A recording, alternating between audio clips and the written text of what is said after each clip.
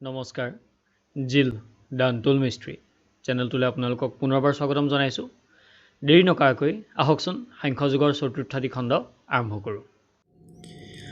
অৰাম জাত হুক নাই তাতে হুক কৰা মই বাধো বাৰম্বাৰ পণ্ডিত নহাসাবাদ মাত্ৰ কৰা প্ৰজ্ঞাৰ আশা পুনৰ উবাশব্য সাচি মূৰ্খে পণ্ডিতালি কৰা পণ্ডিত কচাই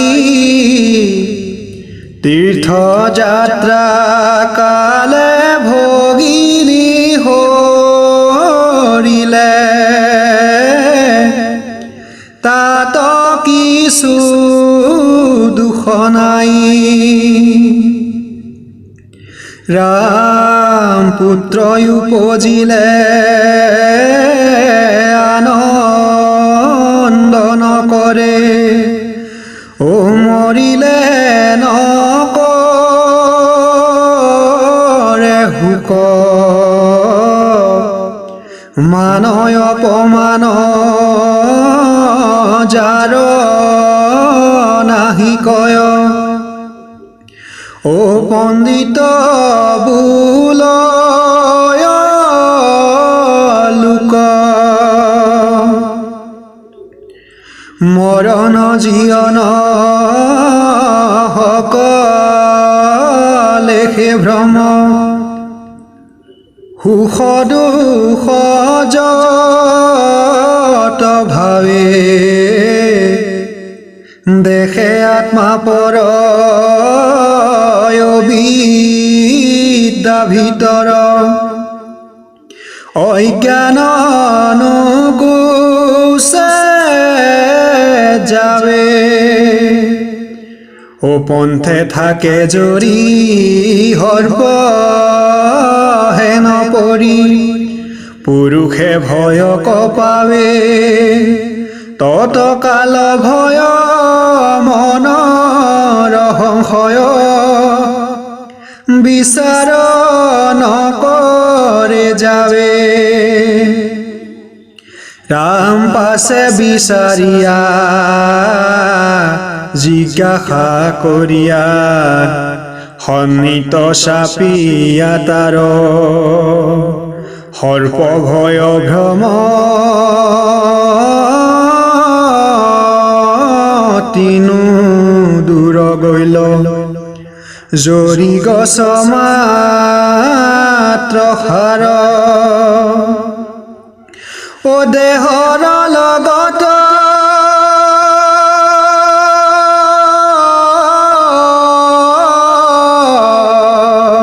আত্মাৰ মৰণ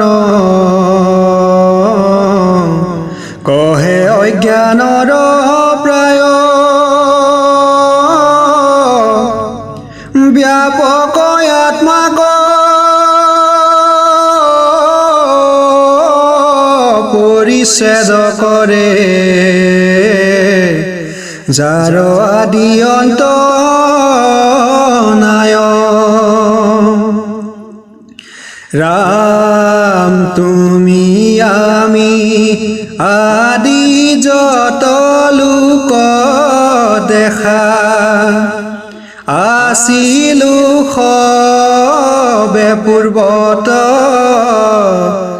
সম্প্ৰতি হবহি আছো বিদ্যমান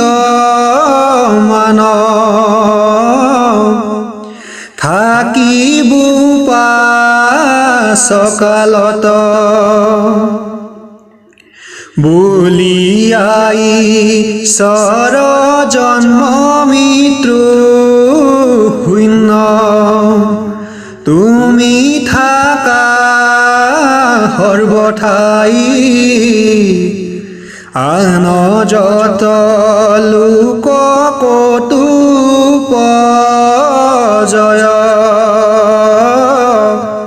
কৌতুবা মৰিয়া যায় এৰামেকে শৰীৰত বাল্য যুৱা জৰা হুৱে যেন পুৰুষৰ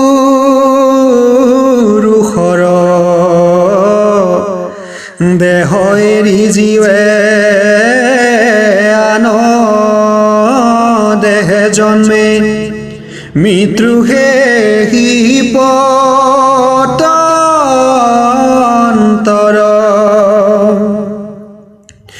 ও যেন বাল্য দেহ ধৰি উপজয় যোৱা হুৱে মধ্যকালে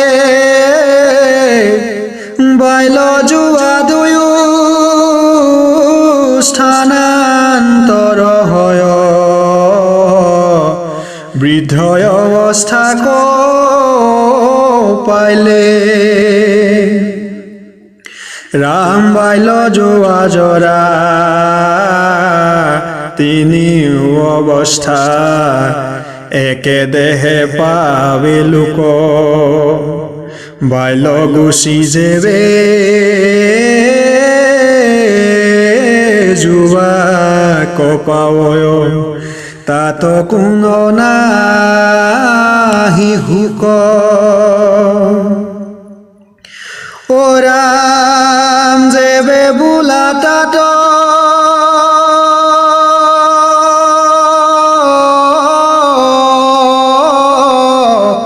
আশ্ৰয় সাক্ষাৎ শিশু গুচি যোৱা ভৈলো বাল্য যোৱা গুচি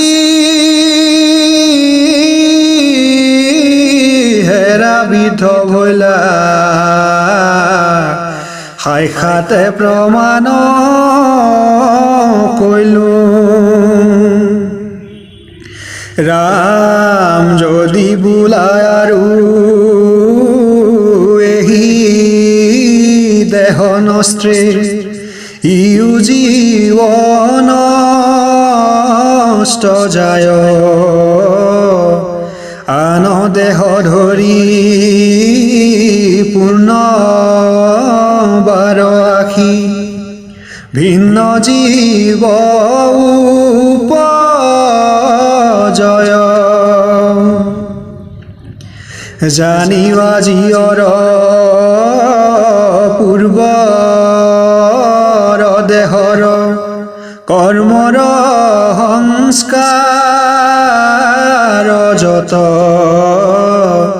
সেই সংস্কাৰে পুনু দেহ ধৰে নিস্তে জানা স্বৰূপত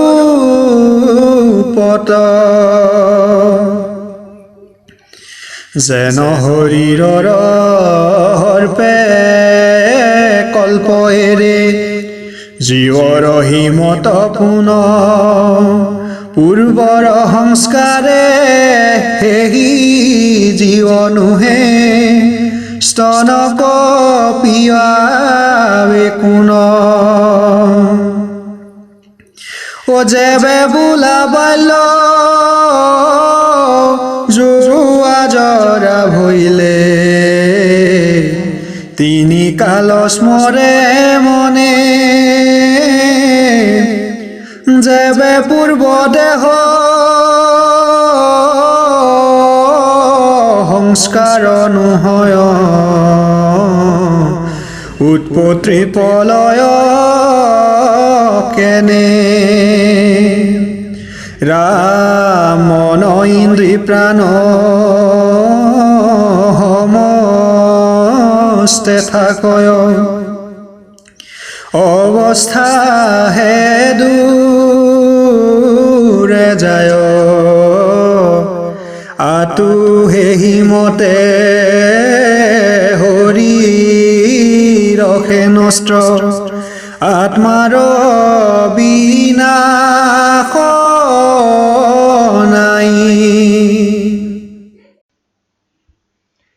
এতিয়া যোৱাটি ভিডিঅ'ত শ্ৰীকৃষ্ণই কি ধৰণে মিহিকৈ হাঁহি পেলাই ক'বলৈ লৈছিলে, কি ক'বলৈ লৈছিলে সেয়া আমি এতিয়া জানিবলৈ ল'ম।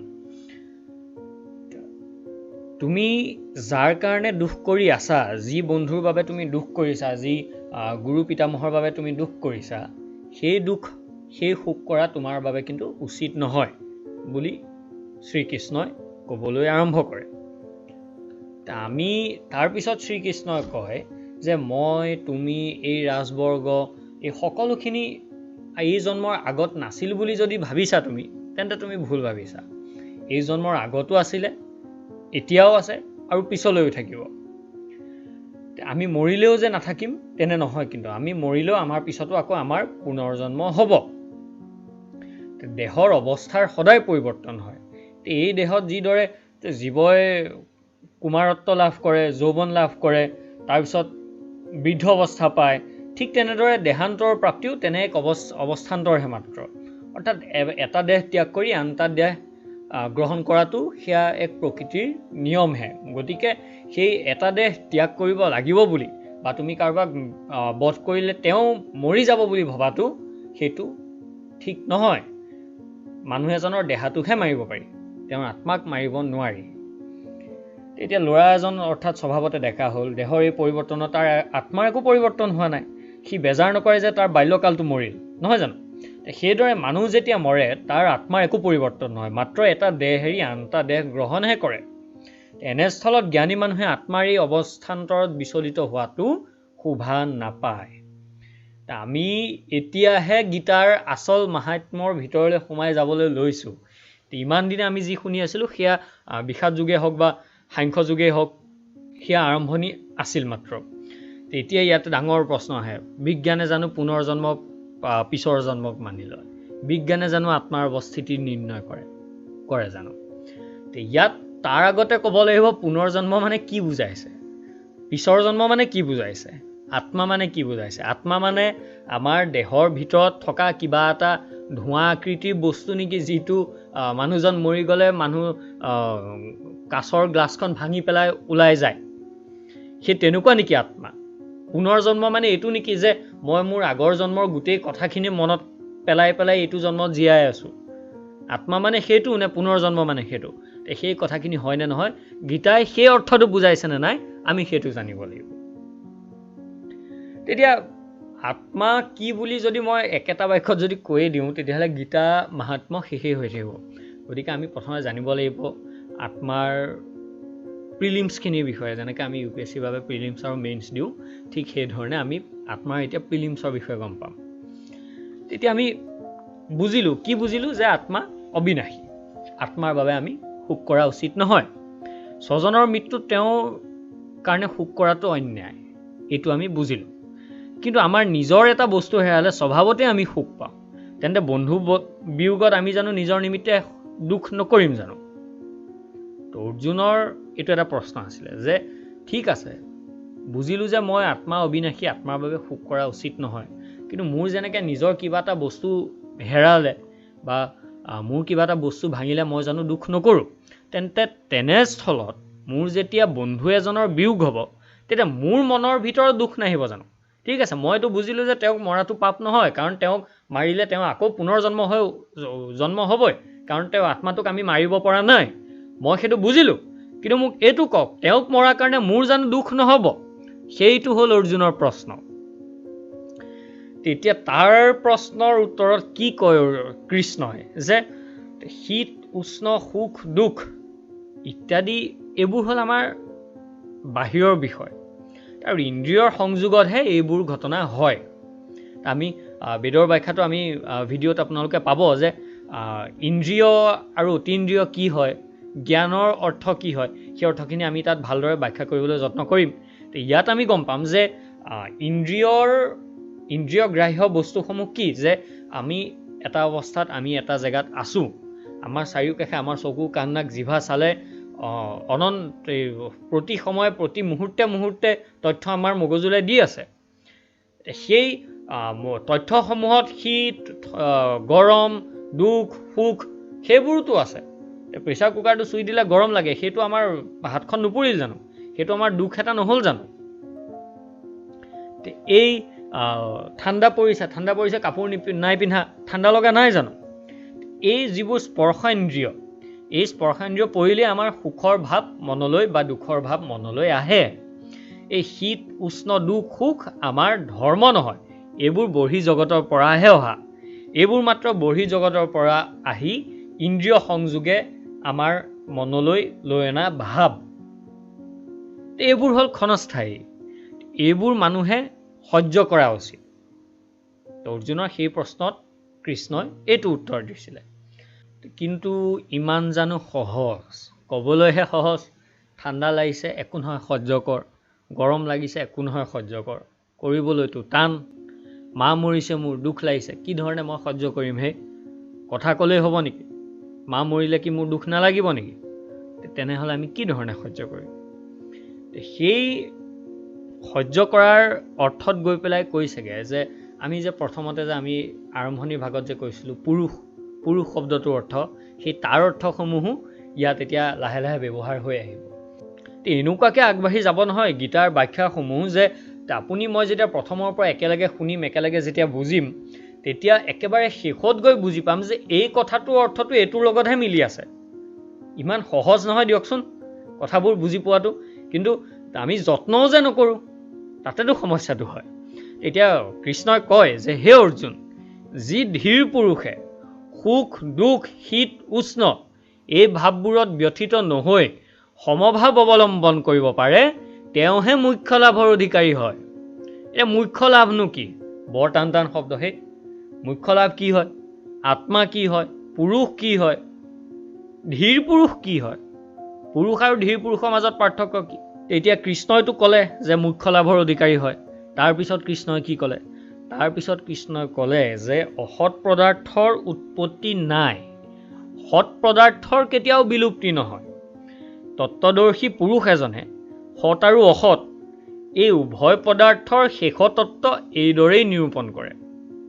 এতিয়া শেষ তত্ত্ব কি, সৎ আৰু অসৎ কি, পদাৰ্থ কি, সেই বস্তুখিনি আমি প্ৰথমে জানিব লাগিব। সুখ দুখ আত্মাৰ ধৰ্ম নহ'লেও সিহঁত অতি দুঃসহ, মানে সহিবলৈ টান। সিহঁতক আমি সহিবলৈ যাওঁতে আমাৰ আত্মা নষ্ট হৈ যাব পাৰে। বিশেষকৈ আমাৰ আত্মা যে একেবাৰে অবিনাশী, তাৰনো কি প্ৰমাণ আছে? তাৰ প্ৰমাণ নাই, বা তাৰ প্ৰমাণ আছে আমি গম পাম। সেই আত্মাই আচল অৰ্থত কি বুজাই আছে আমি সেইটো গম পাম। আৰু আত্মাৰ যে কেৱল এটা অৰ্থ নাই সেইটোও আমি গম পাম। এনেবোৰ প্ৰশ্ন অৰ্জুনৰ মনত উঠিব পাৰে যে এই প্ৰশ্নবোৰ যে সুখ দুখ এইবোৰটোতো সহ্য কৰিবলৈ টান, এইবোৰ আমি কি ধৰণে সহ্য কৰিম? বা এইবোৰ সহ্য কৰিবলৈ যাওঁতে আত্মা জানো নাশ হৈ যাব নোৱাৰে? এই প্ৰশ্নসমূহৰ উত্তৰ দিওঁতে কি বুলি দিয়া হৈছে যে সুখ দুখ এইবোৰ হ'ল আত্মাৰ বিষয়বস্তু নহয়, এইবোৰ আত্মাৰ ধৰ্ম নহয়, এইবোৰ বুদ্ধিৰহে ধৰ্ম, এইবোৰ আমাৰ বৌদ্ধিকতাৰ ধৰ্ম। যিকোনো এজন ব্যক্তিৰ ব্যক্তিত্ব গঠনত তেওঁৰ চাৰিটা ধাপ থাকে, যে শাৰীৰিক, মানসিক, বৌদ্ধিক আৰু আধ্যাত্মিক। এই শাৰীৰিক মানসিক আৰু বৌদ্ধিকৰ ভিতৰত এই বস্তুবোৰ সোমাই পৰে। সৎ অসৎ, দুখ সুখ, গৰম ঠাণ্ডা, এই বস্তুবোৰ বৌদ্ধিকতাৰ ভিতৰত, এইবোৰ বুদ্ধিৰ ধৰ্ম, এইবোৰ আত্মাৰ ধৰ্ম নহয়। কিন্তু তাৰ আগতে আমি আকৌ বুজি ল'ব লাগিব যে সৎ আৰু অসৎ পদাৰ্থনো কি? এই যে সৎ অসৎৰ কথা কৈ আছোঁ ইমান বাৰে বাৰে, সেই পদাৰ্থই কি বুজাই আছে? আচলতে কোৱা হয় যে পদাৰ্থ মুঠেই তিনি ৰকমৰ। প্ৰথমটো হ'ল সৎ, দ্বিতীয়টো হ'ল সদসৎ, আৰু তৃতীয়টো হ'ল অসৎ। সাংখ্য দৰ্শনত লিখা আছে যে যি পদাৰ্থ সকলো সময়তে কোনো পৰিণাম নোহোৱাকৈ নিজ স্বৰূপে বৰ্তমান হৈ থাকে, অৰ্থাৎ নিজ স্বৰূপে বৰ্তি থাকে, সেয়া হ'ল সৎ পদাৰ্থ। তেনে বস্তু কেৱল ব্ৰহ্মহে, অৰ্থাৎ আত্মাহে। ব্ৰহ্ম আৰু আত্মা অৰ্থাৎ কিছু প্ৰকাৰে একেই। ঠিক আছে। তাৰপিছত হ'ল যি বস্তু পৰিণামী, সকলো অৱস্থাতে একে নহয়, সেইবোৰ সৎ অৰ্থাৎ প্ৰতিভাষিক সৎ বা ব্যৱহাৰিক সৎ। সৎ হয়, মিছা বুলি কোৱা নাই, সঁচাই হয়, কিন্তু সেইবোৰ ব্যৱহাৰিক সৎ, সেইবোৰ প্ৰেক্টিকেল ট্ৰুথ। জগতৰ সকলো বস্তু এই শ্ৰেণীৰ। আৰু যি বস্তু কোনো অস্তিত্বই নাই, অৰ্থাৎ যাৰ শব্দ আছে বস্তু নাই, যেনেকৈ ধৰক আকাশ, কুসুম, সেইবোৰ হ'ল অসৎ পদাৰ্থ। ই বস্তু নহয়, ভাবো নহয়, একো নহয়, ইয়াৰ উৎপত্তিয়ে নাই। উৎপত্তি নথকা আৰু সদায় বিৰাজমান হৈ থকা, একেবাৰে উৎপত্তি, পাৰ্থক্যটো বুজিছেনে? যে কোনোবা নায়েই, কাৰোবাৰ উৎপত্তিয়ে নাই, জন্মই নাই, আৰু কাৰোবাৰ কোনোবা সদায়ে সি বৰ্তি আছে, সি সদায়ে আছে, সি নিৰন্তৰ আছে, সি শাশ্বত হৈ আছে। সেই দুটাৰ মাজত এটা পাৰ্থক্য আছে। আৰু সেই দুটাৰ মাজৰ মধ্যে এটা আছে যি ব্যৱহাৰিকভাৱে, ব্যৱহাৰৰ বাবে, জীৱৰ বাবে সঁচা, সেইটো হ'ল সৎ। গীতাই এতিয়া কৈছে যে অসৎ পদাৰ্থৰ উৎপত্তি নাই, ইয়াৰ অস্তিত্ব নাই। আত্মা হ'ল সৎ পদাৰ্থ, যাৰ বিনাশ নাই, পৰিণাম নাই। আৰু সুখ দুখ ইত্যাদি যাৰ বিনাশ বা পৰিণাম আছে, সেইবোৰ হ'ল সৎ পদাৰ্থ। এইবোৰ কিন্তু আত্মাৰ পৰা পৃথক। আমি যদি ইয়াক আৰু সহজকৈ বুজিবলৈ যাওঁ, ইয়াত কিন্তু পদাৰ্থ মানে ফিজিকেল এণ্টিটি, ফিজিকেল কোৱান্টিটি এটা কৈ থকা হোৱা নাই। ইয়াৰ অৰ্থ বহলভাৱে ব্যৱহাৰ হৈ আছে। যে ধৰক আকাশখন, আমাৰ মনটো, এই বস্তুবোৰ, মোৰ মন গৈছে আজি চিঙৰা খাবলৈ। এই মন যে গৈছে, মনটোটোক আমি দেখা নাপাওঁ, মনটোক আমি শুনিছোঁ, যে মোৰ মনে কৈছে, মই সেইটো শুনিছোঁ। সেইটো হ'ল অসৎ পদাৰ্থ। কিয়? কাৰণ সেয়া আমাৰ কল্পনা মাত্ৰ। আমি কল্পনা কিহেদি কৰোঁ? আমি মগজুদি কৰোঁ। অৰ্থাৎ মনটো মগজুৰ ভিতৰতে সোমাই আছে। সেই মগজুৱে কিবা এটা কল্পনা কৰিলে, সেই কল্পনাটো মনলৈ গ'ল, আমাৰ মন গ'ল। অৰ্থাৎ আমাৰ মন গ'ল যে মোৰ চকলেট খাবলৈ মন গৈছে, সেইটো মনহে গৈছে, সেইটো এটা আমাৰ কল্পনা মাত্ৰ। সেইটো হ'ল অসৎ পদাৰ্থ। তাৰপিছত যিবোৰ বস্তু পৰিণামী, অৰ্থাৎ সকলো অৱস্থাতে একে নহয়, সেইবোৰ হ'ল সৎ বা প্ৰতিভাষিক সৎ বা ব্যৱহাৰিক সৎ। এই যে আমি যে দেখোঁ যে ফটো এখন বাৰে বাৰে, ছয় এটা, এফালে এজন মানুহে আছে, এফালে এজন মানুহ আছে, তেওঁ এজনে 6টোক 9 দেখি আছে, ইজনে 6টোক 6 দেখি আছে। দুইজনৰ বাবে, দুইজনৰ বাবে শুদ্ধ। 6 ভাবি থকাজনৰ বাবেও 6টো শুদ্ধ, 9 ভাবি থকাজনৰ বাবেও 9টো শুদ্ধ। সেইবোৰ হ'ল ব্যৱহাৰিক সৎ, অৰ্থাৎ মোৰ দৃষ্টিকোণৰ পৰা সেই বস্তুটো ঠিকেই আছে। সেইটো হ'ল ব্যৱহাৰিক সৎ। অৰ্থাৎ ব্যৱহাৰিক সৎসমূহৰহে আমাৰ জীৱনত প্ৰয়োজন হয়। আমি জীৱনটো চলাই লৈ যাবলৈ আমাক এই ব্যৱহাৰিক সৎ পদাৰ্থৰ প্ৰয়োজন আছে। ঠিক আছে। তাৰপিছত হ'ল ব্যৱহাৰিক সৎটো যদি আৰু অলপ সাধাৰণকৈ ক'বলৈ যাওঁ, যে ধৰক টিভিটো লাগে, ঘৰখনত টিভিটো লাগে। টিভিটো নহ'লেও হয়, কিন্তু 10জন মানুহে ক'ব যে এইখন ঘৰত ইমান টাইলছ লগোৱা ঘৰখনত যদি টিভিটোও নাই, কেনেকুৱা ঘৰ? এই যে ক'ব বুলি যে আমি টিভিটো আনি থ'লোঁ, সেইটো হ'ল ব্যৱহাৰিক সৎ। সেইটো ব্যৱহাৰৰ বাবেহে সৎ হিচাপে আমি গণ্য কৰিছোঁ। তাৰ কিন্তু সেই মৰি যোৱাৰ পিছত তাৰ কোনো অস্তিত্ব নাই। আৰু অৰ্জুনে সেইটোক লৈয়ে দুখ কৰি আছে। তাৰপিছত হ'ল তাতকৈ যিটো ওপৰৰ, সেইটো হ'ল যি পদাৰ্থ সকলো সময়তে সকলো ধৰণে বিদ্যমান হৈ থাকে, যি সকলো সময়তে নিজ স্বৰূপ হিচাপে বিদ্যমান হৈ থাকে, সেইটো হ'ল সৎ পদাৰ্থ। এনে বস্তু কেৱল ব্ৰহ্মহে। ব্ৰহ্মই হ'ল আত্মা, আত্মাই হ'ল জীৱাত্মা, জীৱাত্মাই হ'ল পৰমাত্মা।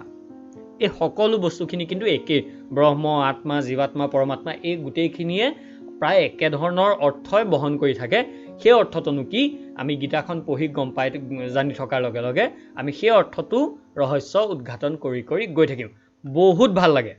আপোনালোকে শেষলৈকে যদি এই ভিডিঅ'সমূহ যদি এলানি হিচাপে চাই ন, একেলগে যদি চাই, অলপ অলপকৈ মানে চিৰিয়েলি যদি আপোনালোকে চাবলৈ আৰম্ভ কৰে, আপোনালোকে সঁচাকৈ ক'ব এই 18 অধ্যায় শেষ হোৱালৈকে আপোনালোকে পঢ়ি পেলাই বা শুনি পেলাই যিমানখিনি ভাল পাব ন, যিমানখিনি মনত প্ৰশান্তি পাব ন, সেই সুখখিনি যদিও ব্যৱহাৰিক সৎ, কিয় ব্যৱহাৰিক সৎ সেইটো অৰ্থটো ক'বলৈ গৈ আছোঁ, তো যদিও ব্যৱহাৰিক সৎ হ'ব, কিন্তু আপুনি মনত এক প্ৰশান্তি লাভ কৰিব। আৰু সেই প্ৰশান্তিয়ে আপোনাক কিছুমান ব্যৱহাৰিক সৎক সদা সতলে, সৎ সতলে উত্তীৰ্ণ হোৱালে সহায় কৰিব। এই ব্যৱহাৰিক সতৰ পৰা সৎ সতলে উত্তীৰ্ণ হোৱাৰ ক্ষেত্ৰখনতে এই বস্তুখিনিতে আমাৰ 4 বৰ্ণৰ কথাটো আহি যায়। আমাৰ 4 বৰ্ণ যে ব্ৰাহ্মণ, ক্ষত্ৰিয়, বৈশ্য আৰু শূদ্ৰ, এই 4 বৰ্ণৰ কথা কিন্তু গোটেই গীতাখনতে আছে। জন্মৰ পৰা হোৱা হিচাপে নহয় কিন্তু দেই। জন্মৰ পৰা হোৱা হিচাপে মই দুম, সেইবাবে মই দুম নহয়। তুমি ব্ৰাহ্মণ, জন্মৰ পৰা হ'লা বুলিয়ে তুমি ব্ৰাহ্মণ নহয়। আৰু ব্ৰাহ্মণতকৈ যিজন ওপৰত তেওঁ হ'ল ব্ৰহ্মা, অৰ্থাৎ তেওঁ হ'ল পুৰুষ, তেওঁ হ'ল স্থিতপ্ৰজ্ঞ। সেই গোটেই বস্তুখিনিও আমি জানিবলৈ যত্ন কৰিম। এই সমস্ত জগতব্যাপী যি আত্মা প্ৰতিফলিত হৈ আছে, সেই আত্মা কিন্তু অবিনাশী বুলি জানিবা। সেই আত্মা অব্যয়, ইয়াৰ কোনো উপচয় অপচয় নাই, ইয়াক কোনেও বিনাশ কৰিব নোৱাৰে। এতিয়া প্ৰশ্ন এটা হয় যে ব্যাপী বা সৰ্বগত পদাৰ্থ মুঠেই এটাহে হ'ব পাৰে। যি ধৰণে আমি জানো এতিয়ালৈকে যে পোহৰতকৈ কোনো এটা বস্তুৱে বেছি বেগত গতি কৰিব নোৱাৰে। আমি সকলোৱে জানো যে energy is equal to mass into speed of light. সেই বস্তুটোতো আমি জানো যে ইকুৱেল mc², যে শক্তি সমান ভৰ, বস্তু এটাৰ ভৰ পূৰণ সেই বস্তুটো পোহৰৰ গতিবেগত গৈ থাকিলে তাৰ যি হ'ব। সেই মুহূৰ্তত সি হয় ভৰ হ'ব, নহয় শক্তি হ'ব। সি কিন্তু দুইটা হ'ব নোৱাৰে। সি তেতিয়া ভৰ হৈ নাথাকে, সি তেতিয়া শক্তিলৈ ৰূপান্তৰ হৈ যায়। ঠিক সেইদৰে সেই ব্যাপী পদাৰ্থ হ'ল পৰম ব্ৰহ্ম। যি ধৰণে ব্যাপী বা সৰ্বগত পদাৰ্থ মুঠে এটাই, সেই ব্যাপী মানে আমি যি ধৰণে দুটা বস্তু কল্পনা কৰিব নোৱাৰোঁ, সেই ব্যাপী পদাৰ্থকে পৰম ব্ৰহ্ম বুজাইছে। গীতাত বুজাইছে যে জীৱাত্মা আৰু পৰমাত্মা একেটাই। জীৱাত্মা, পৰমাত্মা, ব্ৰহ্ম, পৰম ব্ৰহ্ম, এই সাধাৰণতে সেই সকলোবোৰ বস্তু একেটাই। কি ঠিক হয়তো পিছলৈ গৈ এনেকুৱা এটাও অৰ্থ ওলাবগৈ পাৰে যে এই ব্ৰহ্ম আন একো নহয়, বিজ্ঞানৰ ভাষাত শক্তি। সেই শক্তিকে আমি বেলেগ বেলেগ ৰূপান্তৰ হিচাপে কৈ আমি ব্ৰহ্ম বুলি কৈ আহিছোঁ। হ'বগৈও পাৰে, নহ'বগৈও পাৰে। সেইটো জানিবলৈ আমি শেষলৈকে ভিডিঅ'সমূহ চাব লাগিব, নহয় জানো? তেতিয়া আনহাতে আমাৰ শংকৰাচাৰ্য আৰু শ্ৰী শংকৰদেৱৰ মতে কিন্তু শ্ৰীমন্ত শংকৰদেৱৰ মতেও কিন্তু জীৱাত্মা আৰু পৰমাত্মা একেই। শ্ৰীকৃষ্ণই আকৌ ইয়াত কৈছে যে এই আত্মা অকৰ্তা, ই কাকো বধ নকৰে আৰু কোনেও এই আত্মাক বধো কৰিব নোৱাৰে। কিন্তু যি ভাবে যে আত্মাই বধ কৰে বা যি ভাবে যে আত্মা নিজে বধ হ'ব পাৰে, সেই দুইজনেই অৰ্থাৎ সেই উভয়েই আত্মাৰ স্বৰূপ কিন্তু নাজানে। যে এই আত্মাই কেতিয়াও জন্মগ্ৰহণ নকৰে বা নমৰে। যদি কোৱা হয় আত্মাইহে জন্মগ্ৰহণ কৰে, তেন্তে এবাৰ জন্মগ্ৰহণ কৰি যে আকৌ নকৰিব, সেইটোতো কথা নাই। বাস্তৱিক এই আত্মা জন্মৰহিত, নিত্য আৰু চিৰন্তন আৰু প্ৰাচীন। শৰীৰ বিনাশ হ'লেও আত্মাৰ কিন্তু বিনাশ নাই। প্ৰাচীন মানে ইয়াত শূন্য বা অনাদিক বুজাই থকা হৈছে। আজিৰ পৰা 1000 বছৰ আগত সেইটো নহয়। এইখিনিতে ভিডিঅ'টি যদিও দীঘল হৈছে, বৌদ্ধ ধৰ্মৰ এই কথাটি কিন্তু আমি আনিবই লাগিব। মানে বৰ ভাল লাগে কথাখিনি। আপুনি যেতিয়া বুজিবলৈ যত্ন কৰিব ন, বৰ ৰোমাঞ্চকৰ হৈ পৰে। এতিয়া বৌদ্ধ ধৰ্মই কয় যে বৌদ্ধ ধৰ্মৰ মতে জীৱাত্মা নাই দেই, পুনৰ্জন্ম, পিছৰ জন্ম, আত্মা, এইবোৰ বৌদ্ধ ধৰ্মৰ মতে নাই। অৰ্থাৎ মানুহ এজনে জন্মৰ পৰা পাই হয় সেই সংস্কাৰখিনিহে হয়। তেনেস্থলত সাংখ্য যুগে দেখোন ওলোটা কৈছে। সাংখ্য যুগেতো কৈ আছে যে আত্মাৰ হয় বুলি। তেনেহ'লে কোনটো শুদ্ধ? নে দুইটা ইটোৱে সিটোৰ সম্পূৰ্ণ ওলোটা নেকি? আচলতে দুইটা বস্তু একেটাই। আমাৰ সাংখ্যই যি ধৰণে কৈছে যে জন্ম, মৃত্যু, পুনৰ্জন্ম বা মোক্ষ প্ৰাপ্তি, সেইটো যি ধৰণে পুৰুষৰ হয় বুলি কৈছে, পুৰুষৰ হ'লে যিটো হ'ব সেই একেটাই বস্তুৱে আমাৰ সংস্কাৰৰ হয় বুলিও একেই। কাৰণ সাংখ্যৰ মতে পুৰুষ হ'ল অব্যক্ত, সৰ্বজ্ঞত, ব্যাপী আৰু নিৰ্গুণ, যাৰ কোনো ৰকমৰ গতি বা অগতি কল্পনাৰ অতীত। এনে পুৰুষ থকা নথকাৰ সমান, অৰ্থাৎ পুৰুষেই আত্মা, আত্মাই পুৰুষ। গীতাই এতিয়া সেই সাংখ্যৰ মতৰে কথাটো কৈছে যে আত্মাৰ জন্ম মৃত্যু আছে বুলিলেও হয়, নাই বুলিলেও হয়। গীতাই কৈছে যে আত্মাৰ বাস্তৱিক জন্ম, মৃত্যু, পুনৰ্জন্ম নাই। কাৰণ আত্মা অব্যক্ত, নিত্য, সৰ্বগত, শাশ্বত, অচল, স্থিৰ আৰু নিৰ্গুণ। কিন্তু আত্মাৰ জন্ম মৃত্যু আছে বুলিও যদি আমি ধৰি লওঁ, আমাৰ শৰীৰ নাশ হ'লেও ইয়াৰ নাশ নাই। সি সকলো জন্মতে একেই। ই আবিকাৰী, অচল, ব্যাপী, সৎ আৰু অব্যক্ত। এই গোটেই কথাখিনি যিমান টান লাগিলেও একেবাৰে শেষত বৰ সহজ অৰ্থ এটা বুজাই আছে যে মই এই জীৱনত সৰুৰে পৰা যিখিনি কাম কৰি আহিছোঁ, সেই কামখিনি নিৰ্ভৰ কৰিব মই সৰুৰে পৰা কি পৰিৱেশত ডাঙৰ হৈছোঁ। মই যদি ভাল কিতাপ পঢ়া, নিউজ পেপাৰ পঢ়া, ভাল তথ্য সমৃদ্ধ পঢ়া, সংস্কাৰৱান ঘৰ এখনত যদি ডাঙৰ হৈছোঁ, মই ভাল সংস্কাৰ পাম। সেই সংস্কাৰখিনি মই মোৰ পিছৰ প্ৰজন্মলৈ কঢ়িয়াই লৈ যাম। সেইটোৱে হ'ল এটা প্ৰজন্মৰ পৰা আন এটা প্ৰজন্মলৈ কঢ়িয়াই লৈ যোৱা জ্ঞানসমূহ। মই যদি ভাল পৰিৱেশ এটাত যদি ডাঙৰ হোৱা নাই, তেতিয়াহ'লে মোৰ বাল্যকালৰ পৰা যি কৈশোৰকাল, যি যুৱাৱস্থা, সেইটো সেই বেয়া পৰিৱেশত ডাঙৰ হ'ব আৰু সেই ভালটো গ্ৰহণ কৰিবলৈ টান পাব। যিমান সহজ এজন ভাল সুস্থ পৰিৱেশত ডাঙৰ হোৱা ল'ৰা এজনে বা ছোৱালী এগৰাকীয়ে পাব, সেই সুস্থ পৰিৱেশটো সেই কিশোৰজনে বা যুৱাৱস্থা পোৱা যুৱকজনে নাপায়। সেই একেটা বস্তুৱে যে আমাৰ সংস্কাৰ মই আজি যিখিনি সংস্কাৰ পাইছোঁ সেইখিনি ক'ৰ পৰা পাইছোঁ? মই মোৰ মা আৰু পিতাৰ পৰা পাইছোঁ। সেই মা আৰু পিতাই ক'ৰ পৰা পালে? তেওঁলোকৰ মাক দেউতাকৰ পৰা পালে। লগতে তেওঁলোকৰ মাক দেউতাকৰ পৰা পালে, তেওঁলোকৰ শিক্ষাগুৰুৰ পৰা পালে, লগতে তেওঁলোকে নিজৰ জীৱনৰ অভিজ্ঞতাৰ পৰা পালে। সেই ইমানখিনি পূৰ্বপুৰুষৰ মাক দেউতাক, শিক্ষাগুৰু, চাৰিওকাষ আৰু প্ৰতিটো জীৱনৰ অভিজ্ঞতা, সেই গোটেইখিনি সঞ্চয় হৈ আমাৰ মগজুটোৱে সেই গোটেইখিনি বস্তু জানো পাই অহা নাই? প্ৰত্যক্ষভাৱে নাপাব পাৰে, কিন্তু পৰোক্ষভাৱেতো পাইছে। সেই কথাটোকে বুজোৱা হৈছে সাংখ্য দৰ্শনতো, পুৰাণতো আৰু আমাৰ বৌদ্ধ দৰ্শনতো, যে আমাৰ জন্মান্তৰৰ যিখিনি সংস্কাৰৰ কাৰ্য, সেই সংস্কাৰৰ কাৰ্যখিনিয়ে আমাৰ বৌদ্ধ দৰ্শনেও গ্ৰহণ কৰিছে। এই ধৰক আত্মাক অস্ত্ৰয়ো নাকাটে, অগ্নিও নদহে, জলয়ো কোমল নকৰে, বায়ু নুশুকায়।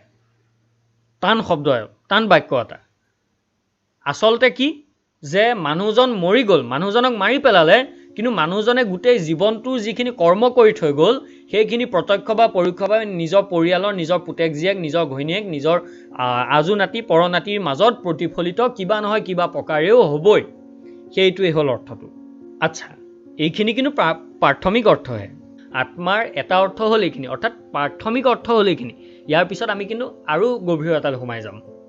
আমি যদি ভাবিছোঁ, আপুনি যদি ভাবিছে যে আত্মাৰ অৰ্থ এইটোৱেই যে মোৰ দেউতাই যিখিনি কাম কৰি আহিছিল, সেই মোৰ পিতাই যিখিনি কাম কৰি আহিছিল, সেই কামখিনিয়ে মই পালোঁ, তেওঁলোকৰ অভিজ্ঞতাখিনি পালোঁ, তেওঁলোকৰ শিক্ষাখিনি পালোঁ, তেওঁলোকে ঘটি চোৱা টকাখিনি পালোঁ, আৰু সেইখিনিয়ে তেওঁলোক মৰি যোৱাৰ পিছতো সেইখিনি আত্মাৰূপে মোৰ দেহত আছে, মোৰ শৰীৰত আছে, মোৰ মনত আছে, মোৰ মগজুত আছে। সেইটো প্ৰাথমিক অৰ্থহে, যদিও তাত কিবা কিবি ভুল ভ্ৰান্তি আছে। ইয়াৰ পিছত আমি আৰু গভীৰতালৈ সোমাই গৈ আৰু গভীৰভাৱে আমি গম পাম যে আত্মা, ব্ৰহ্ম, পৰম ব্ৰহ্ম কি। এই আত্মা ইন্দ্ৰিয়ৰ গোচৰ নহয়, ই মনেৰে চিন্তা কৰিব পৰা বিষয় নহয়, ই অবিকাৰী, অৰ্থাৎ ই কেতিয়াও কোনো ইয়াৰ পৰিণাম নাই। সেইবাবে আত্মাক এইদৰে জানি, আত্মা এই বুলি জানি তুমি শোক কৰা উচিত নহয় অৰ্জুন, বুলি শ্ৰীকৃষ্ণই অৰ্জুনক ক'লে।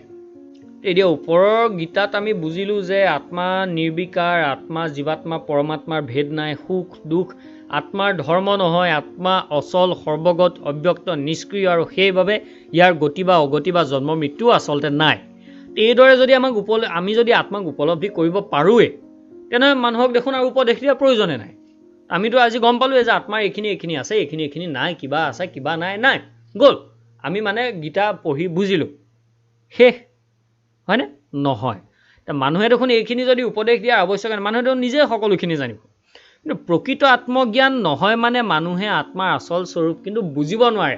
ইয়াৰ পিছত কি হয় আৰু কি নহয়, সেই গোটেইখিনি কথা আমি জ্ঞান যুগত জানিম, কৰ্মযুগত জানিম, সাংখ্যযুগৰ এই পিছৰ অধ্যায়খিনি জানিম। কিয়নো সাংখ্যযুগ এতিয়া আৰম্ভ হৈছেহে, আচল সাংখ্যযুগ আৰম্ভ হৈছেহে। তো গতিকে আজিৰ ভিডিঅ'টি বহুতখিনি দীঘল হ'ল, কিন্তু আশা কৰিছোঁ আপোনালোকে ভাল পালে। যদি নাই পোৱা, কিবা টান পাইছে বুজিবলৈ, আমাৰ কমেণ্ট ছেকশ্যনত জনাওক, আমি নিশ্চয়কৈ উত্তৰ দিবলৈ যত্ন কৰিম। তো গতিকে আজিৰ ভিডিঅ'টিত আপোনালোকে গম পালে যে আত্মা কি নহয়, কি হয়, আত্মাৰ দৰ্শন কি, আত্মা পৰম ব্ৰহ্ম কি, ব্ৰহ্মাত্মা কি, জীৱাত্মা কি, সৎকৰ্ম কি, সৎ পদাৰ্থ কি, অসৎ পদাৰ্থ কি, সৎ পদাৰ্থ কি, সেই গোটেইখিনি কথা আজি আমি গভীৰভাৱে আলোচনা কৰিলোঁ। ইয়াৰ পিছত আৰু গভীৰভাৱে আলোচনা কৰিম। এই যে আমি গোটেইখিনি কথা শুনিলোঁ, গোটেইখিনি কথা বুজিলোঁ, তাৰপিছত কি হ'ল শুনো আহক। অৰাম জীয়ৰ মৰণ কহে যিটো জন সবে বিচাম ভাগ